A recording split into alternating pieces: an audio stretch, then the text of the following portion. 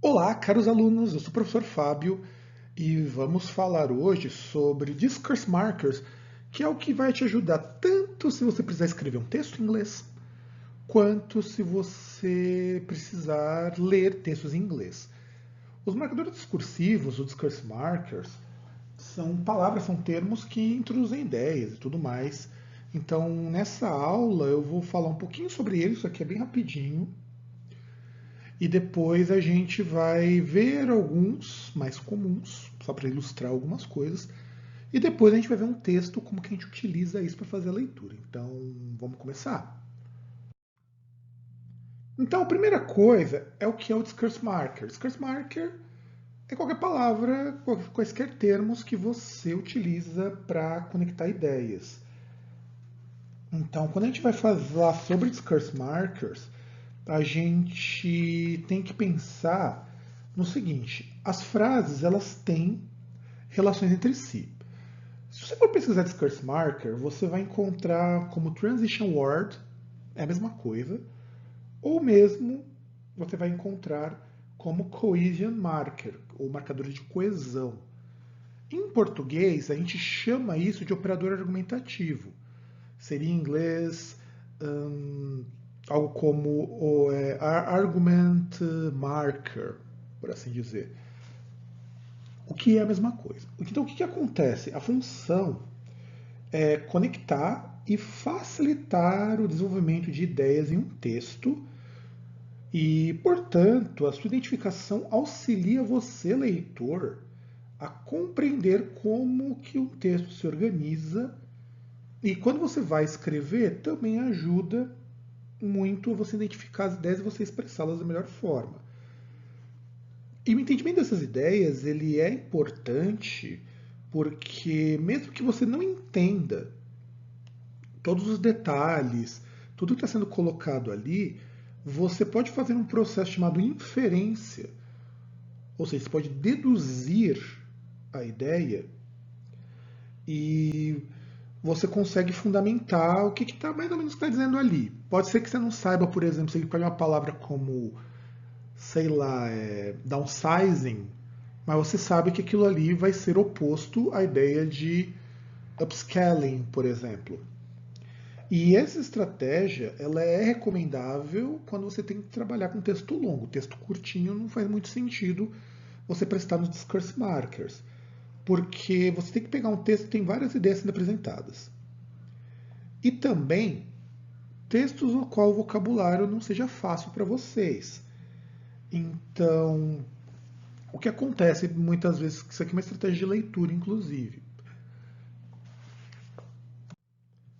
Quando a gente fala então do discourse marker, como estratégia de leitura, a gente está pensando também no seguinte: a gente muitas vezes não conhece todo o vocabulário do texto. Aliás, para quem tem muita dificuldade e utiliza muito do inglês para leitura, principalmente técnica, vocabulário é uma coisa que às vezes dá uns nós. Então, você utilizando esses discourse markers, você consegue as pistas necessárias para entender o texto. Só que o discourse marker tem um problema que eu tenho que apontar aqui para vocês. O que vai dar trabalho para muita gente é quando você não tem esses discourse markers. Isso pode acontecer. Só que é meio difícil do inglês não mostrar. Por exemplo, se você tiver um if, que significa se, você já sabe que é uma condição. Independente se você sabe se essa condição, por exemplo, ela é possível ou não possível, isso daí não importa porque você precisaria estudar uma coisa chamada conditional. Mas isso mostra para quem vai ler qual as relações. E olha que coisa legal. O texto formal ele vai usar muito o discourse marker por conta da clareza. Então, a clareza no texto é importantíssima nesse sentido. De tal modo que nem sempre você precisa saber exatamente o que significa o discourse marker que você está lendo. Você pode simplesmente chegar e dar uma olhada no discourse marker ali e, poxa, agora eu tenho mais ou menos ideia de que aquilo lhe fala. Eu separei aqui o que eu vou apresentar hoje para vocês, são 8 tipos de discourse markers. Mas há um monte de tipos de discourse markers que vocês podem utilizar, porque você tem outras ideias que podem ser introduzidas.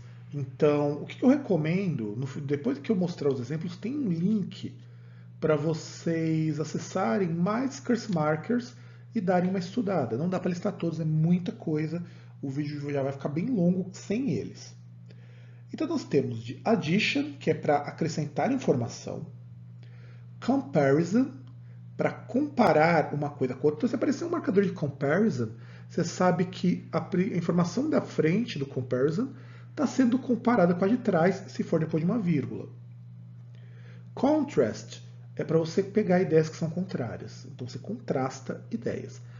Time, você oferece uma relação de tempo, que é quando aquilo aconteceu, em que momento aquilo acontece, ou uma sequência de eventos. Result. Result, o resultado, a gente pode chamar de resultado, pode chamar de causa, em alguns casos. Result normalmente é conclusão, mas às vezes você vai encontrar algumas coisas como result, que funciona assim, você apresenta uma causa e depois vem um resultado sem operador. Isso pode acontecer. Summary é você sintetizar uma informação. Isso aqui é interessante, se vocês pegaram de summary, porque toda vez que tiver um summary marker, você sabe que a frase, o fragmento de frase que tem na frente, ele sintetiza, ele resume tudo que veio antes. Então, às vezes, para você fazer a leitura, convém você se concentrar onde tiver um summary marker do que você ler o resto. Isso pode ser uma ajuda, porque normalmente o summary ele é mais simples e menor. Example, isso é para exemplificar o que veio antes. E o example, que são os exemplos, nem sempre é interessante que a gente leia, porque é você dizer a mesma informação, só que um pouco mais facilitada. E place, que é o lugar, em que lugar que a informação se encontra, ou posicionamento, é coisa de posicionamento físico mesmo. Vamos ver alguns tipos aqui, eu vou comentar um pouco sobre eles e depois nós vamos ver isso aplicado num texto. Então, quando eu tenho addition, eu coloquei aqui alguns que são bem comuns. O and é o mais comum de todos, é o nosso e. Então, and, você está adicionando uma informação, alguma coisa, and alguma coisa. E o inglês usa vários and, tá? Não estranhem isso. Also é o nosso e também. Ou também, pode ser. Então, é o também, e isso aqui, also something. First, second, third, fourth. É para você colocar as coisas numa sequência gradativa. Então, a primeira, a segunda, a terceira. Pode ser que apareça na forma de advérbio como firstly, secondly, mas isso é o de menos. Comparação. As with, likewise, são praticamente a mesma coisa. As with é o nosso assim como, o likewise também é o nosso assim como. In the same way, que é do mesmo modo, do mesmo jeito. Então, no caso, quando a gente vai trabalhar com comparação, sem usar os comparatives, evidentemente, que são adjetivos próprios, você utiliza as with, likewise, the same way, são bem comuns. Contrast. Contrast quer dizer você contrastar ideias, você mostrar ideias que são contrárias. O but é o nosso mas. Só que prestem um pouco de atenção. Muitas vezes em texto formal, eles vão preferir o outro, que é o whoever. E o whoever tem o mesmo sentido de but. O but ele é mais comum no meio da frase, no inglês formal. Quando você começa uma frase no inglês formal, para indicar que aquela informação é contrária da frase anterior, nós usamos muitas vezes o whoever. O whoever é mais comum. Instead, é no lugar de. Também contrariedade aqui e ali. De tempo. Currently quer dizer o equivalente em inglês ao nosso atualmente. Olha o false friend aqui. Cuidado com um termo chamado actually. Actually quer dizer na verdade. Também é um discurse marker, ele é de esclarecimento. Então, currently quer dizer atualmente, ou no tempo presente, quer dizer, a minha informação se localiza agora, ou ela é mais recente. Finally indica a última ideia. Normalmente, quando você pega o finally, você sabe que aquilo tem uma sequência usando and, usando also e qualquer coisa do tipo. E você tem o finally. Finally é o último ponto. Normalmente você tem first, second, third and finally. Que é esse aquele ali eu estou apontando que é a minha última informação. At last é o nosso e por último. Então ele indica que isso aconteceu ao final. Então, currently, finally, at last, que normalmente são as que dão mais trabalhinho para vocês. Result. Result quer dizer resultado. Então, o result, ele vai significar, pelo menos aqui, a ideia de que você tem uma coisa com uma causa e consequência. Thus, then, therefore, eles indicam isso. Ou eventualmente pode indicar a causa de alguma coisa também. Então, se alguma coisa acontece por isso, você utiliza o thus, o then, o therefore. Summary é para você reduzir uma informação. Você tem uma informação, uma fala muito longa, e você diz de forma resumida. Então, in short e to be sure são praticamente equivalentes. Então, in short quer dizer, resumindo, esse é o nosso termo em inglês para resumindo. To be sure quer dizer, para falar a verdade ou para ser claro, a gente vai encurtar. In general é quando você vai generalizar uma informação. Uma informação é muito específica, então ela é muito longa e você generaliza. In general é no geral. Também a gente pode entender, a gente tem também informalmente uma que é to cut a long way, ou to short a long way. Isso no inglês informal. To cut a long way ou to short a long way quer dizer resumir também. Tá? Então, short a long way quer dizer chega-nos finalmente, mas isso não vai aparecer tanto em texto, esse idiom. Example. O mais comum no inglês, por incrível que pareça, não é o for example. Eles não gostam muito disso. O texto formal até aparece, mas o for example não aparece. O ed, que é o excelsa gratia, é mais comum. No texto que vocês vão ver, eu vou comentar um pouco sobre isso. Such as e for instance são mais comuns nesse sentido. Mas eu coloquei for example porque ele é parecido com o português, então eventualmente vocês vão encontrar for example. Place, que é o lugar. Então eu tenho there, que é o lá, here, que é o aqui, e o beyond, que é além. E aqui eu estou deixando um site que é o http://gg.discursem. Isso quer dizer o quê? Esse site, eu encurtei esse link aqui para ficar um pouquinho mais fácil de vocês verem. Vai levar vocês para um site com um monte de discurse marker, inclusive mais tipos do que eu apresentei. Só que só para exemplificar, fazer um painelzinho de alguns mais básicos que vocês precisam conhecer. Agora vamos trabalhar com texto, que eu vou fazer a leitura para vocês conhecerem o texto, vocês ouvirem o texto, e depois vocês irão ver como que a gente separa isso. Então, vamos começar. When a company employs new staff, they are taken on UK, United Kingdom, nesse caso, or hired, US, United States. Só uma observaçãozinha rápida para vocês antes da gente continuar. Esse US é como o americano ou falante de língua inglesa se refere aos Estados Unidos. Essa coisa de USA é pra gente, é para estrangeiro. Normalmente o falante de língua inglesa fala só US, United States, porque na questão deles não faz sentido falar Estados Unidos da América, assim como a gente não fala República Federativa do Brasil. Nós falamos só Brasil, então é o que acontece aqui. US. When the employees then decide to leave, they resign or hand in their notice resignation. When employees had to leave because they did something wrong, they are dismissed or their contracts are terminated.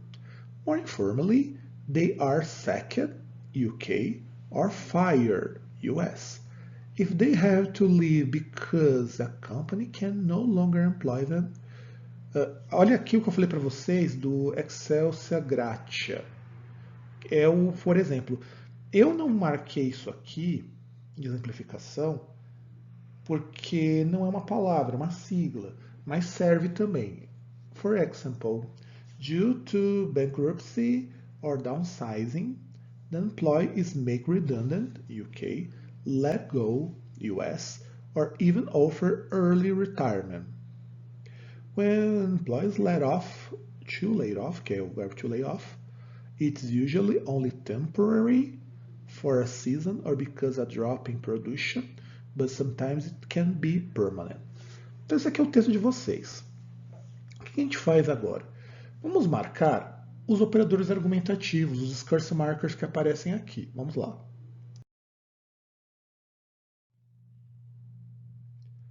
Então olha aqui.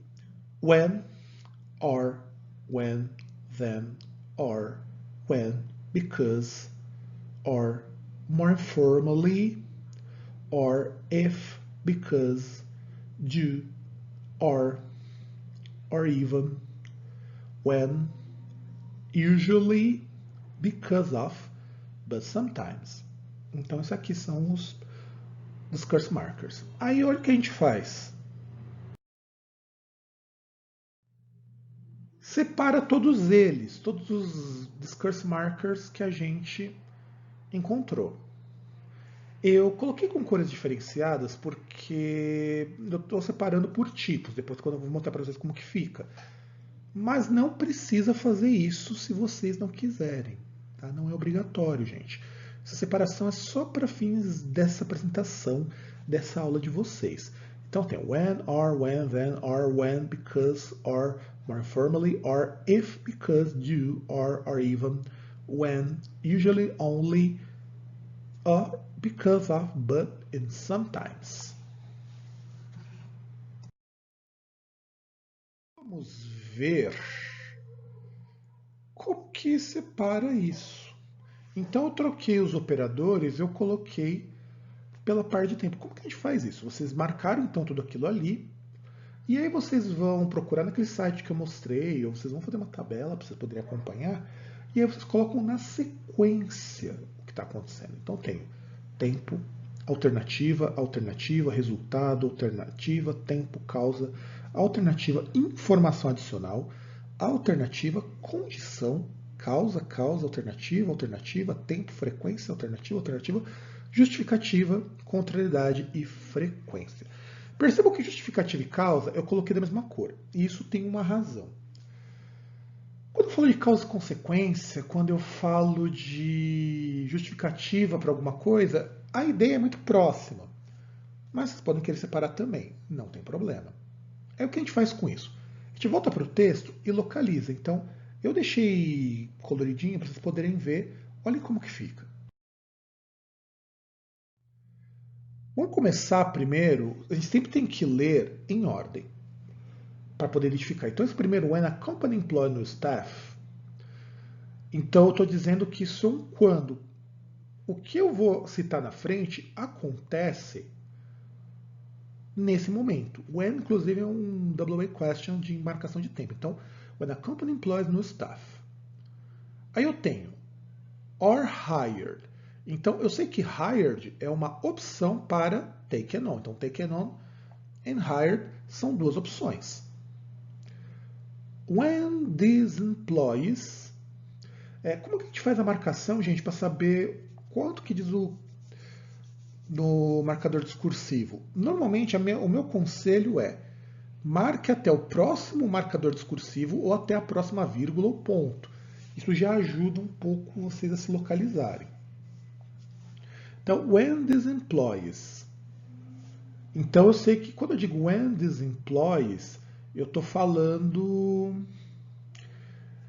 em que momento. Então, when these employees then decide to leave, they resign. Então, quando esses empregados, eles decidem, então decidem, quer dizer, chegam a uma conclusão, chegam a alguma coisa.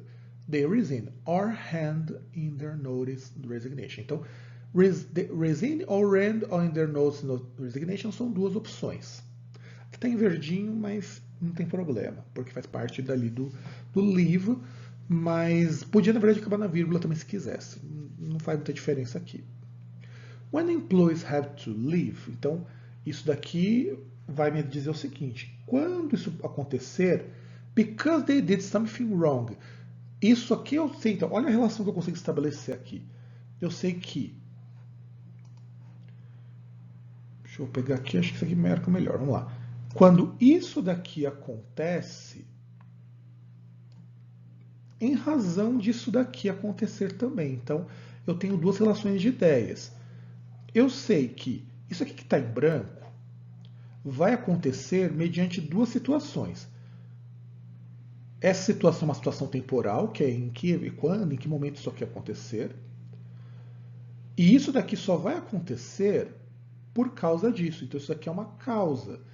É uma justificativa também, se vocês preferirem. Então, isso daqui é a causa disso, normalmente o que está mais próximo.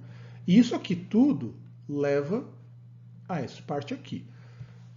Isso é interessante porque se eu pensar em vocabulário conhecido, se eu pensar em palavras transparentes, isso me quebra um baita de um galhão. Aí eu sei que vai acontecer ou dismissed ou their contract are terminated.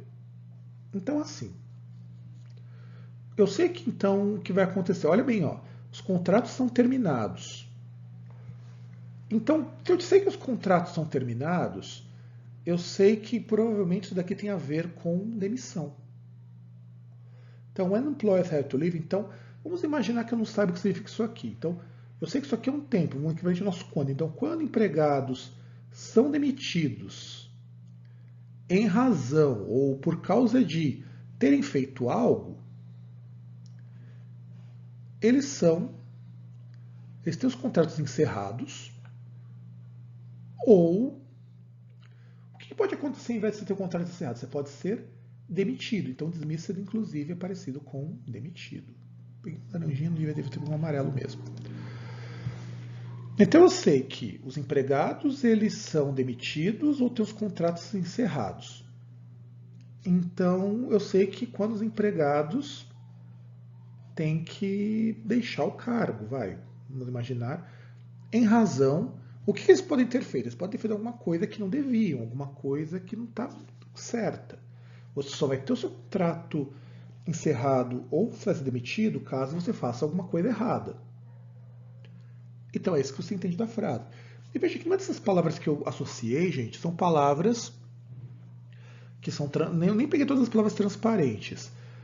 Então o que eu peguei é o seguinte, eu peguei só essa parte das relações e consegui deduzir a minha informação. More informally, então, isso acontece, quando que isso acontece? De forma mais informal.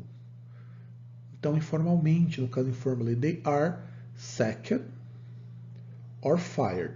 Então, eu sei que sacked ou fired são informações que são mais informais. Então, eu sei que isso que está sendo explicado aqui, informalmente chamado de sacked ou é chamado de fired. Eu sei disso. Agora nós temos uma condição aqui. Então, se isso tem que acontecer, veja que eu tenho leave. Então, leave provavelmente vai ter algum significado do ser demitido, quando precisar de alguma forma não estar mais na empresa. Em razão de, veja que o because aparece de novo aqui.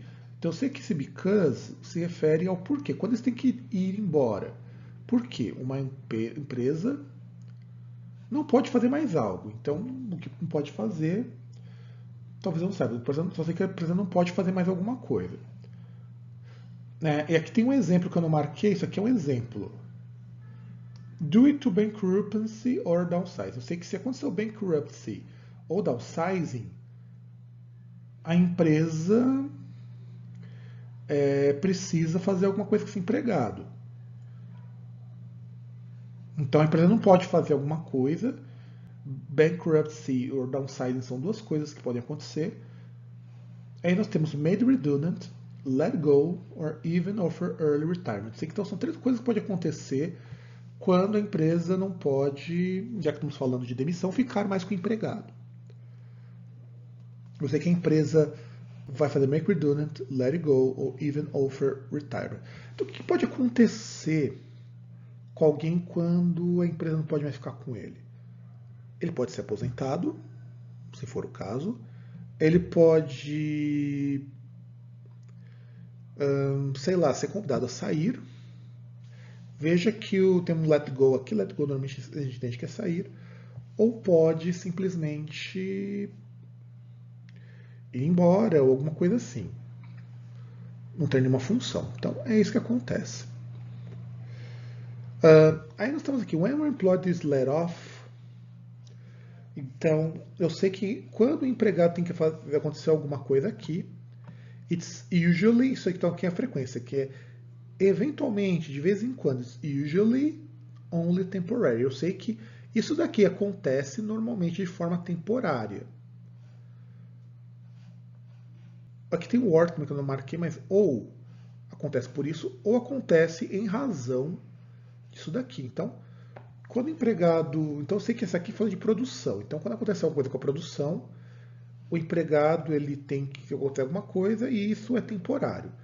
Mas eu sei que algumas vezes isso que é temporário pode ser também permanente. Então, usually, sometimes são advérbios de frequência diferentes, eles indicam coisas ligeiramente diferentes, mas aqui não interessa. Então, eu sei, com essas informações, que a empresa ela contrata um novo empregado e eu sei que esses empregados, quando eles precisam sair, precisam ir, eles acabam fazendo isso, fazendo alguma coisa, ou acabam resignando, quer dizer, acabam indo embora. A gente não vai saber por enquanto isso, talvez alguma coisa teria que procurar no dicionário. Eu estou me imaginando, claro, que você não saiba, que você tem um conhecimento muito baixo de inglês. Se você conhece bem, você já conseguiu sacar a ideia do que está aqui. Então, eu sei quando o empregado tem que ir porque alguma coisa que ele fez não estava certa, ele vai ser demitido ou vai ter o contrato finalizado. Isso também pode ser chamado de sacked or fired. Se ele tem que ir porque a empresa não pode mais ficar com ele, eu sei que esse empregado ele vai ser aposentado ou vai acontecer alguma coisa para ele ir embora. E eu sei que quando acontece desse empregado não poder fazer alguma coisa, ele, no caso é alguma coisa que é deixada para ele, eu sei esse estado que ele vai ficar aqui é temporário, quando acontece, por exemplo, alguma coisa na produção, ou isso pode ser permanente. Certo? E aí, para finalizar, turma, eu vou explicar algumas palavras aqui para vocês, falar um pouquinho de vocabulário, porque sim, vocês precisam de um pouquinho de vocabulário em inglês também. Para a gente poder finalizar isso daqui, para vocês poderem entender melhor esse texto. Então, a primeira coisa é a palavra staff. Enfim, porque esse aqui ia marcar com uma fluorescente, acabou não marcando. Então, não está marcando como eu gostaria aqui, mas eu vou pegar um outro que acho que fica melhor para vocês verem. Então, a palavra staff. Staff quer dizer empregado. Em português a gente diferencia staff, essas coisas. Em inglês, staff, worker, employee, só a mesma coisa. É tudo empregado. Aí eu tenho taken on e hired. Taken on e hired quer dizer contratar alguém. Em inglês britânico, taken on. Em inglês americano, hired. To leave quer dizer ir embora de algum lugar, no caso, ir embora da empresa. Então, resign é pedir demissão. Resignation é a sua carta de demissão. Notice e resignation significam a mesma coisa, a carta de demissão.